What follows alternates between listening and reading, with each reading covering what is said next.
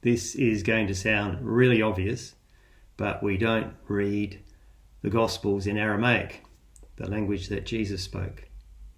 And this is very, very important. Hi, I'm Warren, the rector here at St. Columba's. Glad you could join me for my message of the day. Yes, the New Testament is written in the Greek of the day, and every language that Christianity has encountered, it translates the Bible into that language so that it can be part of people's lives. And it's just following what God has done in Christ by becoming human, becoming one of us. The gospel lives in the lives that we live now as we are, and in that living to transform us. So it's important to realise from this that we're not a religion, therefore, where nothing changes. Yet, we are a religion that is intent on remaining faithful to the gospel that was given to us in the death and resurrection of Jesus, given to the first disciples and handed on generation after generation after generation as the gospel went out into different cultures and different historical periods. Now, the difficulty that arises from remaining faithful and yet, if you like, trying to be relevant, the difficulties cannot be avoided. There's no way to avoid the difficulty, and it's the church's history is full of this difficulty.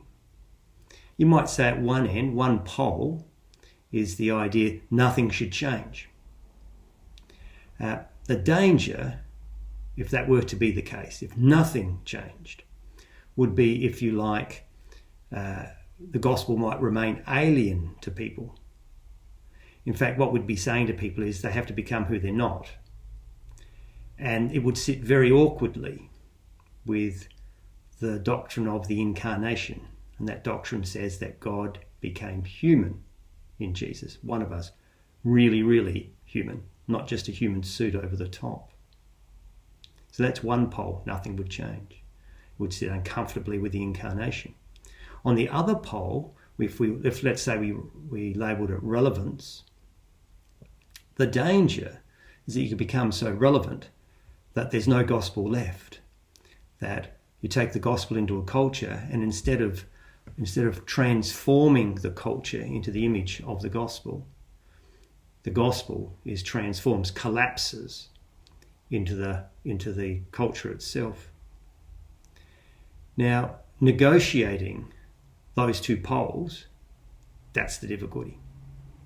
It's not easy and it's not simple. Hence, the discussion, debate, conflict, disunity of the church through the ages, and that you can see in the Anglican Church at the moment around issues about sexuality, for instance. And this is what I've just said is a sort of general principle, if you like, a general observation, I should say. Of course, it gets more difficult to negotiate those two poles if you're in a culture where the Christian legacy and the Christian foundation, I should say, and the Christian legacy from that foundation is fading and fading rapidly. So whatever you make of Christianity's influence in the West and in a country like Australia, it has been swept away as the foundation for our society, and even its legacy is fading. We're a couple of generations easy from where the foundation was swept away, and so the legacy of Christianity is fading and getting just dropping off, if you like. It's still there, you can see it in various ways, but it is fading and continues to fade. So if you like, the gap between gospel and culture is increasing. So it's almost like the church's task in Australia is to re-Christianise our culture.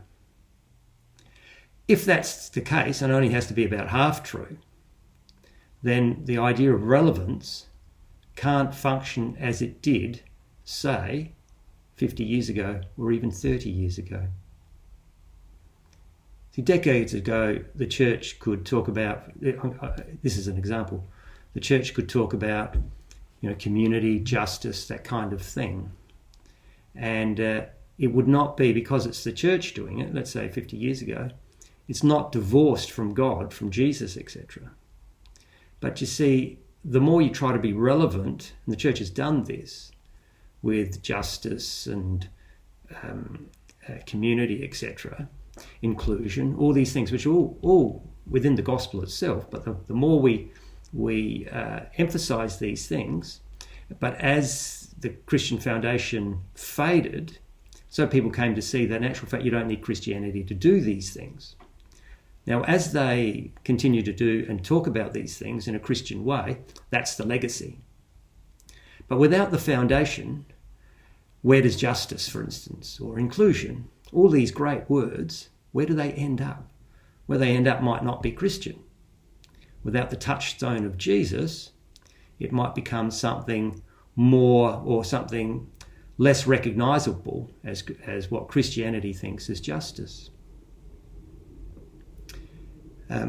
So that's why you have such huge debates today in the church about things like sexuality, for instance. Wherever you stand on this is why there's such big debates. On one side will accuse the other side of being irrelevant, and the other side will accuse the other side of collapsing into the world. And they're the two extremes. They're the two possibilities. We're trying to negotiate faith-free living in a culture which is fading in its Christian commitment. I might talk a little bit more about that or this next week. Thanks for joining me. Bye-bye.